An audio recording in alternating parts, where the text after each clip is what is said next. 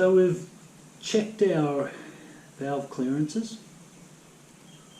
and we've adjusted the inlet valve clearances because they were all over the shop, and of course that involved taking out the camshaft, measuring up the shims and changing the shims for ones of appropriate size.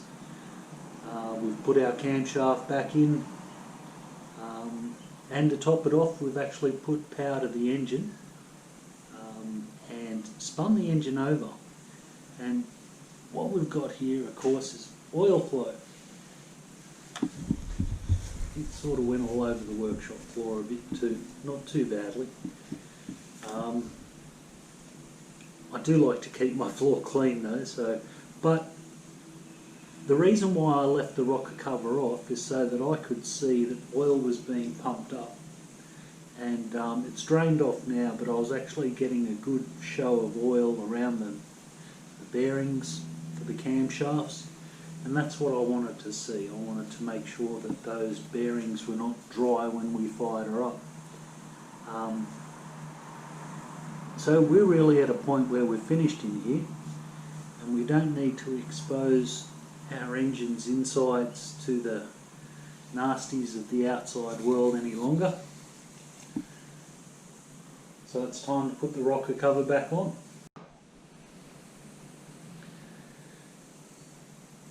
Now your rocker cover has an outside seal, this little gem here, and it's also got some round rubbery ones that go around where the spark plug recess is to keep the spark plug's oil from filling up the spark plug recess and beyond. Now I'm actually pretty confident that we're the first to ever see the inside of this engine. In 32 years this rocker cover has never been off, and I'm pretty sure that we're looking at original Honda gaskets. Now it's not that I don't have these gaskets, but I don't see any problem with reusing rubber gaskets a small amount of times, you know, like twice, 3 times. After that, you're probably better off replacing it, because if it's not leaking, it's been crushed a few times and it will leak sooner or later. So we're going to leave the original gaskets on there. I'm just going to make sure that the faces are nice and clean. There's no dirt that's going to drop into the cover anywhere or anything like that. And we're just going to pop it straight back on. If it leaks, I can always take it back off and replace it. So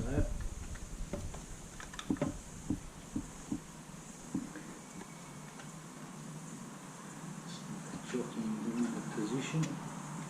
Nice and gentle, don't force him. It'd be a shame to chop up a good rubber gasket or O-rings. Just from a bit of impatience. There we go. And a spark plug lead drop down.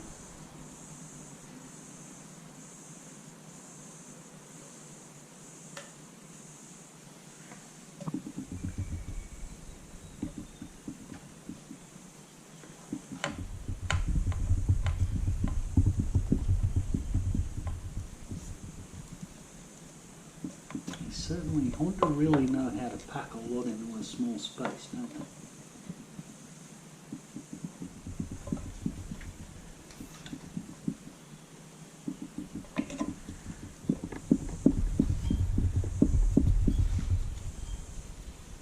Okay. I'm just running my hand around it to make sure that that gasket hasn't been dislodged. It was stuck to the rocker cover and I was happy to leave it there. If you're going to put a new gasket on, it's actually better to put it onto the head and then drop the rocker cover onto the top of it. So just bear that in mind, guys. Sorry I'm not leading by example, but Do have a bit of a minimalist sort of attitude towards these things. Now, a common mistake, you can see that that thread has a shoulder, and that shoulder will actually tighten down to the lug on the bearing cap behind the seal, those little seals. Over tightening these achieves nothing. It really does. So we're just going to get them on there for a start. It was good to see this motor turn over in the putting power to it video. Oops. I was very pleased that it turned over. That's a start.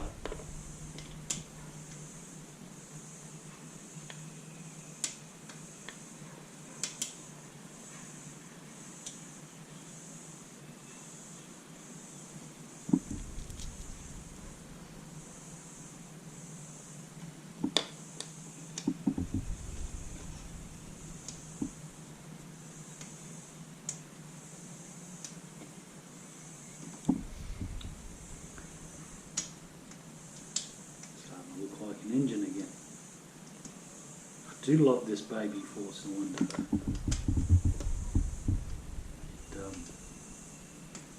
It has some sort of cuteness value. So Chiro Honda, I think that's how they pronounce his name, the founder of Honda, well, absolutely loved small capacity multi-cylinder engines. Some of the experimental engines that they did were like 200 and 350 cc, 6 cylinders. There was a CB, I believe it was 1100. Might have been a 750 or a 1000 though, starting to get to when I was a youngster. It was a 6-cylinder,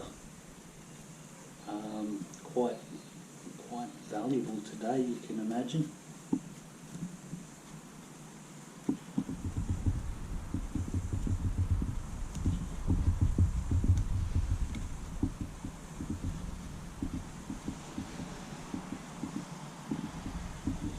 They're all finger tight.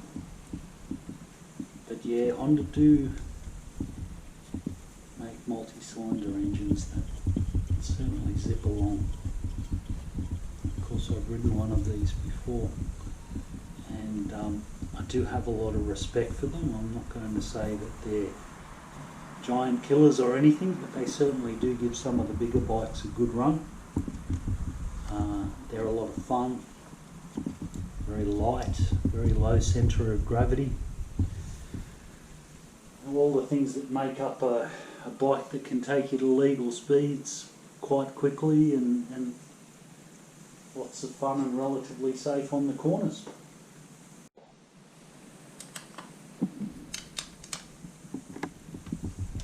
So I'm just turning these now. I've finger tightened them all. Just turning them till they become hard. Now remember that shoulder. All you'll do if you try and wrench these down is strip the thread. And I'm pretty certain that the thread on the bolts is made of sterner stuff than the thread in the head.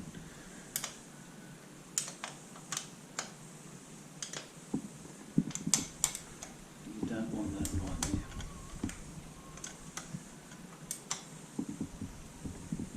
Now you might have seen me stick my finger down the spark plug holes there, by the way. What I was doing was making sure that the rubber is in place on all of the cylinders.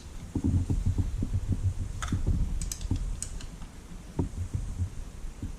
then we're just going to nip that up, just a fraction of a turn. And they will become quite hard quite quick, because it really is that shoulder just pushing against the bearing cap on the camshaft. Oh!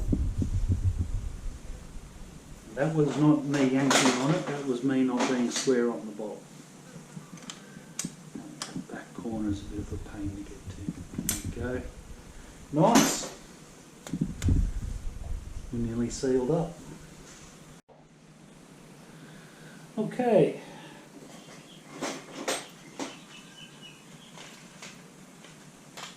Spark plugs. Brand newies. You want your bike to work, it's definitely the way to go. So the plug gap is 0.8 to 0.9. Now, one of these gauges is 0.8, this one, and this one is 0.9, and I'm simply using them as go, no-go gauges. Alright, so that one goes, that one doesn't. So I know that that gap is somewhere between 0.8 and 0.9. And that is the specification, 0.8 to 0.9. The 0.8 fits in there, the 0.9 does not. And that's good enough for me. I mean, that's a fraction of a millimetre. You'll find in real terms that the spark is a lot hotter than that anyway. And it will quite successfully fire the fuel air mixture.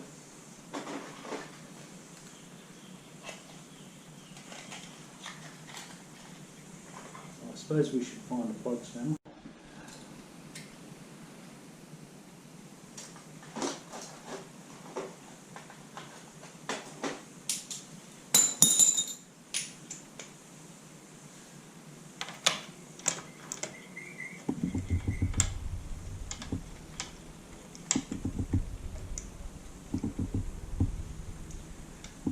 That's one.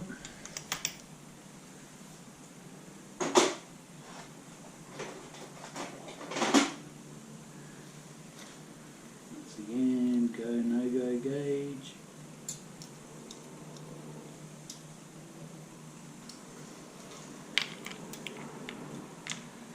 We all know that I'm measuring the gap between the little electrode there and there.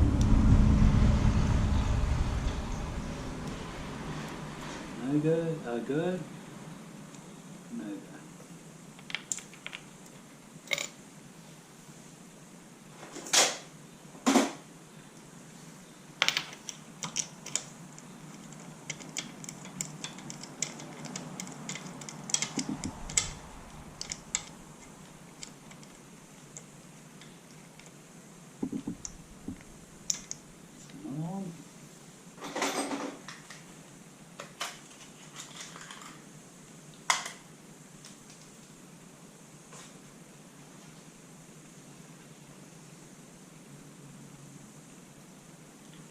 There we go.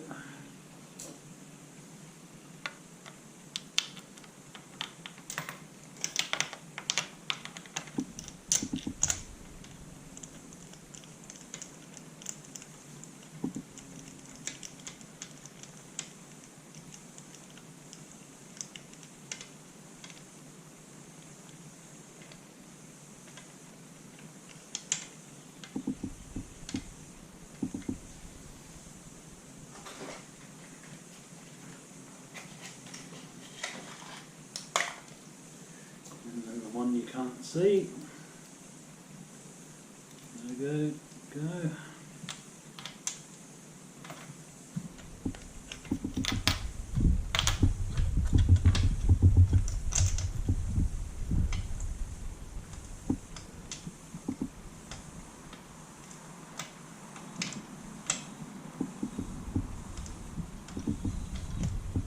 Number 4's thread's not the happiest.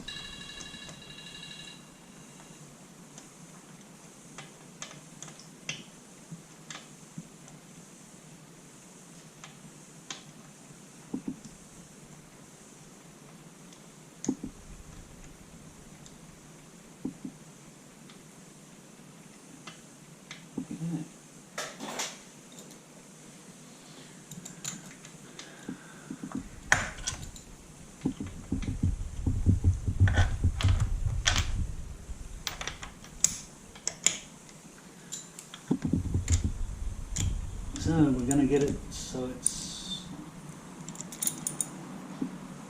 in contact. And we'll turn it a quarter of a turn and back it off.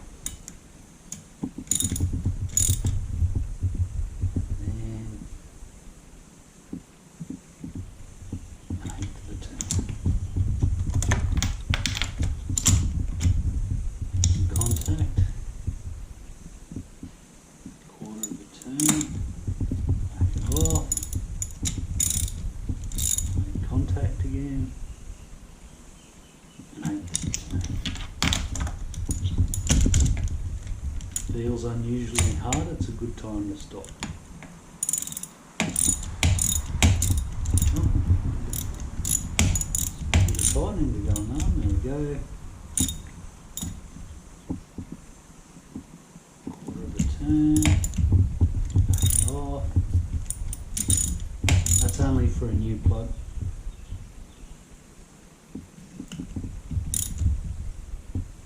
That feels good.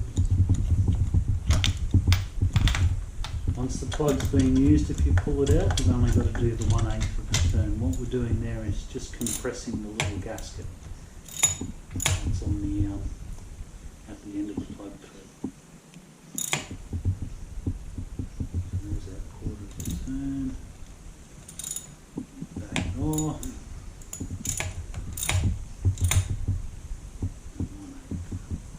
nice. Okay, so effectively that's our engine sealed up again.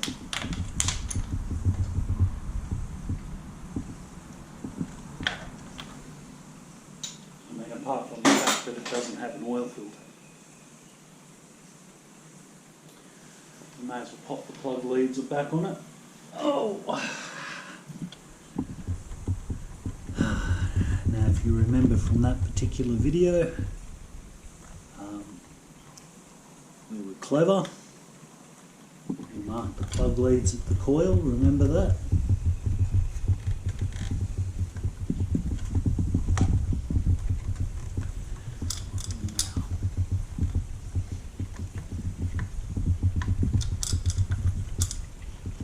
This is where all those times we stuffed them up and out of the way ruthlessly come back to haunt us.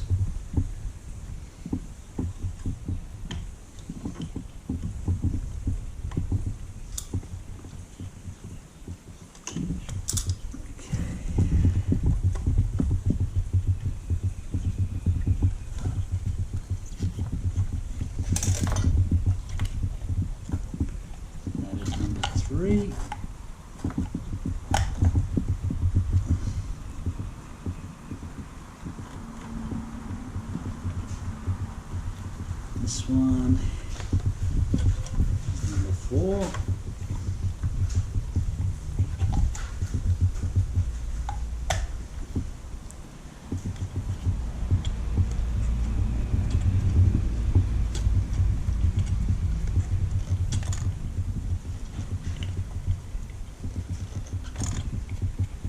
This one is number 1.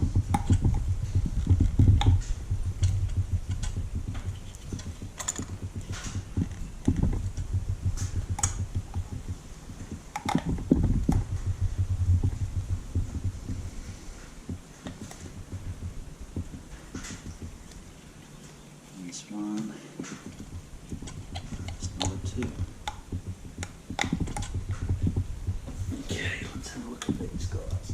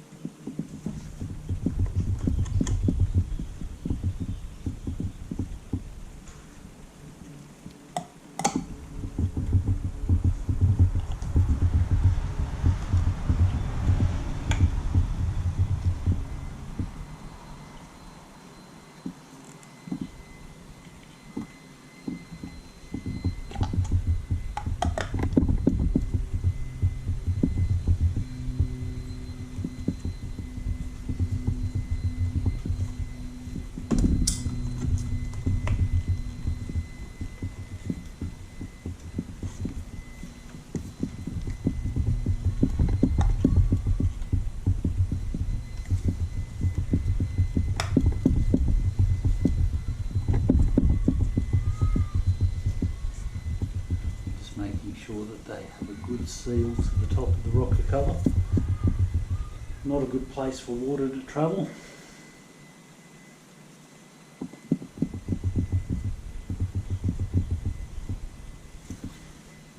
And there we have it. Starting to look like an engine again. Just on the final note, don't forget the little breather on the top of the rocker cover.